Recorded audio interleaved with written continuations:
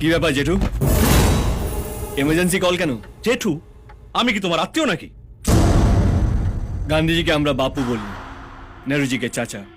ওরা কি আমাদের আত্মীয়? ভালোবাসা এইসব ভালোবেসে বলে।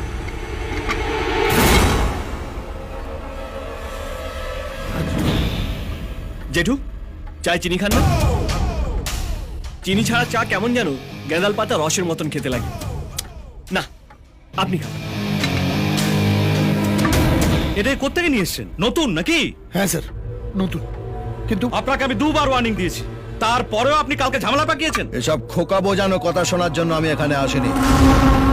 এদের লকআপে পুরুন আর হাড়গোড় ভেঙে দিন। এত ফুটছে মানে ভোর থাকতে জেঠুর পকেট গরম করে দিয়েছে। কি জেঠু? কিভাবে কথা বলছে দেখেছেন? আমার কথাটা একটু টেরা ব্যাখা জেঠু, কিন্তু মালটা আমি সোজা সাপটা। কাকার নোটে গান্ধীজির ছবি আছে, আর ভাইপোর নোটে কি লাদেনের ছবি আছে? ও যদি আপনার পকেট ভরিয়ে দেয়, আমরা আপনার আলমারি ভরিয়ে দেব। বডিতে 9টা হোল আছে, আর একটা বাড়াতে চাস?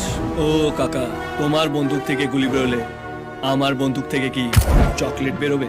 কাকা, আপনি যান, আমি দেখছি, প্লিজ। আপনাকে টাকা দিয়ে ঘুমটা টেনে দাঁড়িয়ে থাকার জন্য নয়, ঘুমটার আড়ালে খ্যামটা নাচার জন্য।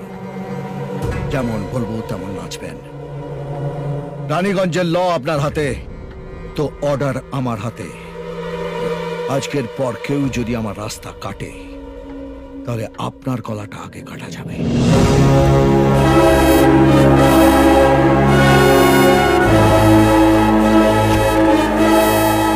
হ্যাঁ, তুমি কি বলছিলে? ওর কথা ছাড়ুন তো স্যার, ওকে আমরা কেউ সাপোর্ট করি না। তুমি বলো। পার ডেল 10% দেবো।